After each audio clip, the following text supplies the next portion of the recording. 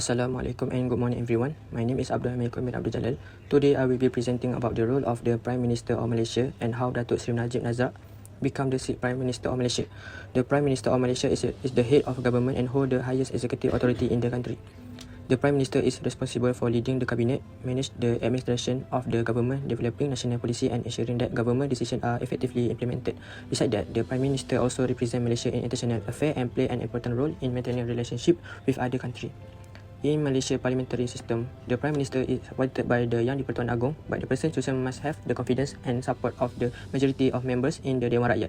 This shows that the Prime Minister position depend not only on royal appointment but also on democratic support from elected representative. While the Yang di-Pertuan Agong serve as the head of state, the Prime Minister hold executive power and manage the daily operation of the government.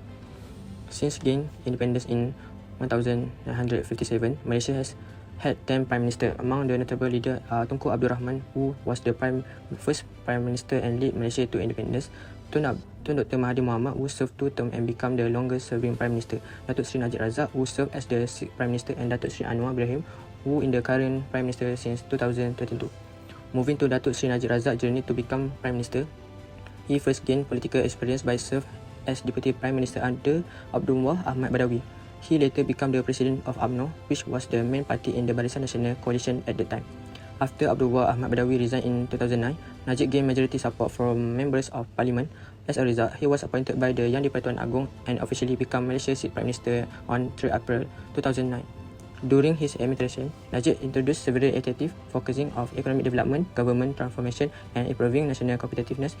His appointment showed that become Prime Minister in Malaysia require a combination of political leadership, party support and confidence from Parliament. Next one is Datuk Seri Najib Razak political participation and career. The first one is personal background and education. Datuk Seri Muhammad Najib bin Tun Abdul Razak was born on 23 July 1953 in Kuala Lumpur, Pahang, Malaysia. He is the son of Tun Abdul Razak Hussein, who served as Malaysia's second Prime Minister. Growing up in a politically influential family exposed him to leadership and public service from an early age. Najib had received his early education at Central Institution in Kuala Lumpur. He later continued to study in the United Kingdom and graduated from University of Nottingham with a Bachelor of Science degree in Industrial Economics. His educational background helped him develop a strong understanding of economics, public administration and governance, which later influenced his political career. The next one is entry into politics and career development. Datuk Seri Najib Razak entered politics in 1976 following the passing of his father, Tun Abdul Razak Hussein. At the age of 23, he was elected as the Member of Parliament for Pekan, making him one of the youngest members of Parliament in Malaysia at that time. He joined United Malays National Organisation UMNO and steadily built his political career through various leadership positions. In 1978, he was appointed Deputy Minister of Energy, Telecommunications and Posts, marking the beginning of his involvement in the federal administration. From 1982 to 1986, Najib served as the Menteri Besar of Pahang. Throughout his political career, he held several important ministerial positions, including the Minister of Defence, Minister of Education and Minister of Finance. His extensive experience in this key ministry strengthened his reputation as one of Malaysia's prominent political leaders. In 2004, he was appointed Deputy Prime Minister under the administration of Abdullah Ahmad Badawi. Last one is Prime Ministership and Political Legacy. In 2009, Datuk Seri Najib Razak became Malaysia's 6th Prime Minister and served until 2018. During his admin, he will introduce several major initiatives aimed at promoting national development and economic growth. One of his key initiatives was the One Malaysia concept, which to strengthen the unity among Malaysia's diverse ethnic and cultural communities.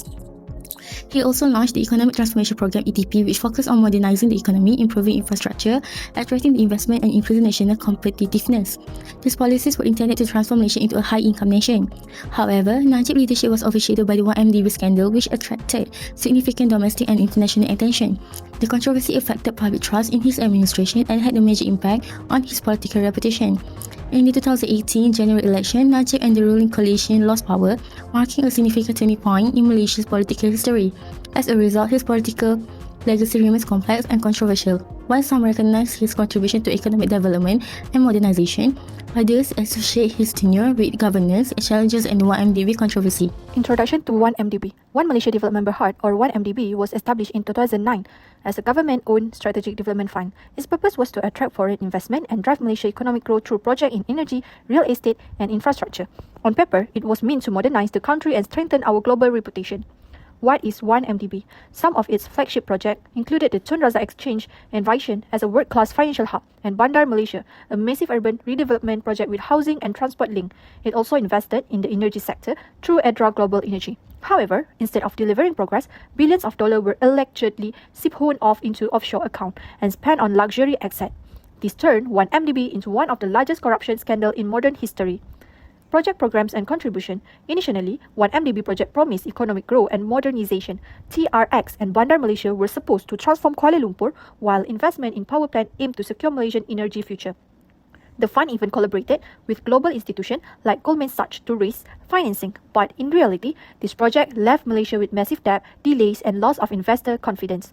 What was meant to showcase Malaysia's strength instead highlighted weaknesses in governance and oversight. Major financial initiative. Two of the most controversial moves were the joint venture with Petro Saudi International and the issuance of bonds through Goldman Sachs. These were supposed to bring in foreign capital and strengthen Malaysia's energy sector. Instead, they become central to the scandal with the billions misappropriated and unusually high fees raising quotation about transparency. The misuse of funds triggered investigation across multiple countries, showing how corruption in one nation can ripple across the global financial system. In short, 1MDB began as a bold vision for Malaysia's future, but poor governance and corruption turned it into a cautionary tale. Its project and financial initiative remind us that ambition must always be matched with integrity and accountability. Today, I will present on the ethical issues, governance challenges, and impacts related to the case of Najib Razak and the 1MDB scandal. First, one of the main issues is the misuse of public funds. The One Malaysia Development Berhad, or 1MDB, was created to support Malaysia's economic development and benefit the people. However, investigations showed that billions of dollars were allegedly diverted away from development purposes. Instead of being used for public projects like infrastructure, education, or healthcare, the funds were reportedly transferred to complex financial systems. This caused serious concerns about how public money was managed. Second, the case also involved corruption and abuse of power. As Prime Minister and Finance Minister, Najib Razak held a very powerful position. However, there were allegations that this power was not properly controlled and that decisions may have been influenced by personal or political interests. This shows a lack of accountability and weak ethical leadership. When leaders misuse power, it reduces public trust in government institutions. Third, another major issue is money laundering.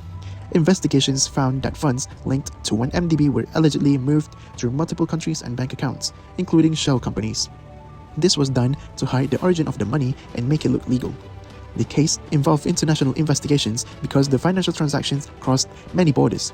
This shows how serious and complex financial crimes can be. And lastly, the scandal also caused high national debt. 1MDB borrowed billions of dollars to fund its operations, but due to financial problems and mismanagement, the government had to step in to manage some of this debt. As a result, public money that could have been used for national development had to be used to settle financial obligations. This created long-term economic pressure on the country. As a conclusion to the 1MDB scandal, highlights serious issues such as misuse of funds, corruption, money laundering, and rising national debt. It also shows the importance of strong governance, transparency, and accountability to protect public resources and maintain public trust. Let's go through the recommendations to address issues of governance, corruption, and ethical leadership. First, strengthening transparency and accountability is essential. The government should implement stricter financial auditing systems, especially for government-linked funds, to ensure all financial activities are properly monitored. Independent oversight bodies must be allowed to operate without political interference so that investigation remain fair and credible. In addition, regular public disclosure of financial transactions should be required to build public trust. Whistleblower protection laws must also be strengthened to encourage individuals to report misconduct without fear. Lastly, harsher penalties should be imposed for the misuse of public funds to act as a stronger deterrent. Next, promoting ethical leadership and governance is equally important. Public officials should undergo mandatory ethics training to ensure they understand their responsibilities. A clear code of conduct must be established and strictly enforced.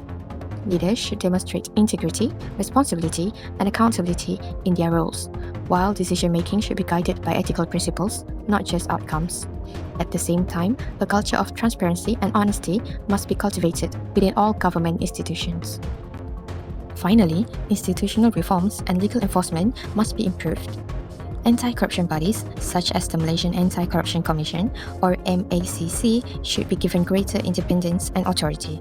The judicial process must remain fair, unbiased, and efficient to ensure justice is served. Stricter regulation on political financing are also necessary to prevent abuse of power.